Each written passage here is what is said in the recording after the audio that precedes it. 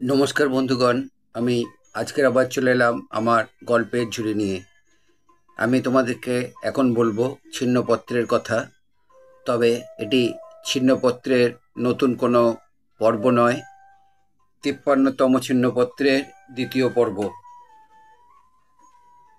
আশা করি তোমরা ৫৩তম ছিন্নপত্রের প্রথম পর্ব শুনে নিয়েছো।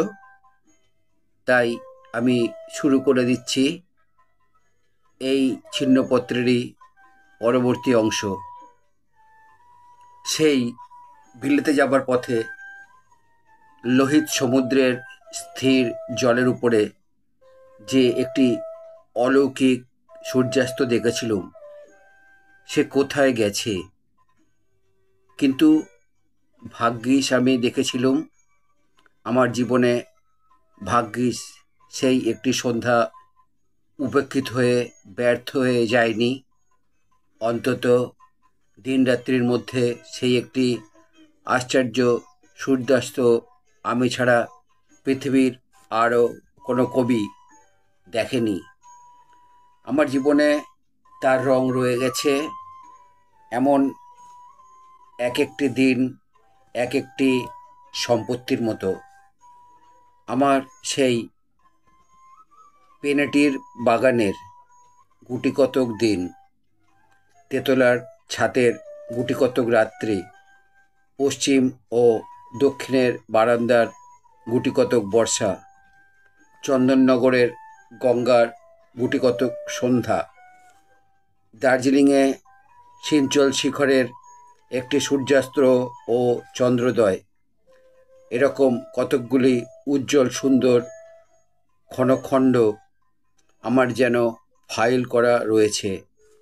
ছেলেবেলায় বসন্তের জ্যোৎস্নারাত্রে যখন ছাতে পড়ে থাকতুম, তখন জ্যোৎস্না যেন মদের শুভ্র ফেনার মতো একেবারে উপচে পড়ে নেশায় আমাকে ডুবিয়ে দিত। যে পৃথিবীতে এসে পড়েছি, এখানকার মানুষগুলো সব অদ্ভুত জীব। এরা কেবলই দিনরাত্রি নিয়ম এবং দেয়াল গাঁচ্ছে, পাছে দুটো চোখে কিছু দেখতে পায়। এই জন্য বহু যত্নে পর্দা টাঙিয়ে দিচ্ছে। বাস্তবিক পৃথিবীর জীবগুলো ভারী সুন্দর, ভারী অদ্ভুত। এরা যে ফুলের কাছে এক একটি ঘ্যাটা টোপ পরিয়ে রাখেনি, চাঁদের নিচে চাঁদোয়া খাটায়নি, সেই আশ্চর্য এই স্বেচ্ছা অন্ধগুলো বন্ধ পালকির মধ্যে চড়ে পৃথিবীর ভিতর দিয়ে কি দেখে চলে যাচ্ছে। যদি বাসনা এবং সাধনা অনুরূপ পরকাল থাকে, তাহলে এবার আমি এই ওয়ার পড়ানো পৃথিবী থেকে বেরিয়ে গিয়ে যেন এক উদার উন্মুক্ত সৌন্দর্যের আনন্দলোকে গিয়ে জন্মগ্রহণ করতে পারি। যারা সৌন্দর্যের মধ্যে সত্যি সত্যি নিমগ্ন হতে অক্ষম, তারা এই সৌন্দর্যকে কেবলমাত্র ইন্দ্রিয়ের ধন বলে অবজ্ঞা করে। কিন্তু এর মধ্যে যে অনির্বচনীয় গভীরতা আছে, তার আশ্বাস যারা পেয়েছে তারা জানে সৌন্দর্য ইন্দ্রিয়ের চূড়ান্ত শক্তিরও অতীত। কেবল চক্ষু কর্ণ দূরে থাক, সমস্ত হৃদয় নিয়ে প্রবেশ করলেও ব্যাকুলতার শেষ পাওয়া যায় না। আমি ভদ্রলোক সেজে শহরের বড় রাস্তায় আনাগোনা করছি।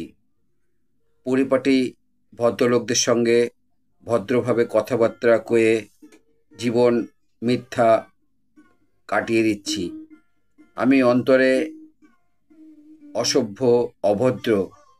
আমার জন্য কোথাও কি একটা ভারী সুন্দর অরাজকতা নেই? কতকগুলো খ্যাপা লোকের আনন্দ মেলা নেই? কিন্তু আমি কি এ সমস্ত বকছি? কাব্যের নায়কেরা এই রকম সব কথা বলে, কনভেনশিয়াল ন্যাশনালিটির উপরে 3-4 পাতা জোড়া স্বাগত উক্তি প্রয়োগ করে আপনাকে সমস্ত মানব সমাজের চেয়ে বড় মনে করে।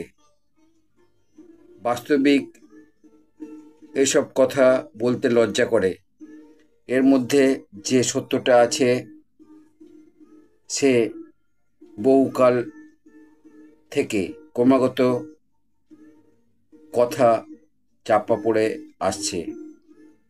পৃথিবীতে সবাই ভারী কথা কয়, তার মধ্যে আমি একজন অগ্রগণ্য। হঠাৎ এতক্ষণে সে বিষয়ে চেতনা হলো। আসল যে কথাটা বলতে গিয়েছিলাম সেটা বলে নি। ভয় নেই, আবার 4 পাতা জুড়বে না। কথাটা হচ্ছে, পয়লা আষাঢ়ের দিন বিকেলে খুব মুষলধারে বৃষ্টি হয়ে গেছে। ব্যাস, এই ছিল কবিগুরুর 53তম ছিন্নপত্রের দ্বিতীয় বা শেষ অংশ। আজকের এই দ্বিতীয় বা শেষ অংশের যে লেখা, যে রচনা তোমরা শুনলে, আশা করি তোমাদের ভালো লেগেছে। যদি ভালো লাগে তাহলে আমার চ্যানেলে এসে লাইক, শেয়ার, কমেন্ট করবে। আমার চ্যানেলে নতুন বন্ধু হলে চ্যানেলটি সাবস্ক্রাইব করবে এবং নতুন পুরানো সব বন্ধুর কাছেই আমার একান্ত অনুরোধ, আমার চ্যানেলের বেল আইকনটা অন করে রাখবে। তাহলে আমার পাঠানো সমস্ত প্রোগ্রাম খুব সহজেই তোমাদের কাছে পৌঁছে যাবে। আবার নতুন গল্প নিয়ে, নতুন ভিডিও নিয়ে, নতুন ছিন্নপত্র নিয়ে আমি আবার তোমাদের কাছে ফিরে আসব। নমস্কার, বিদায়।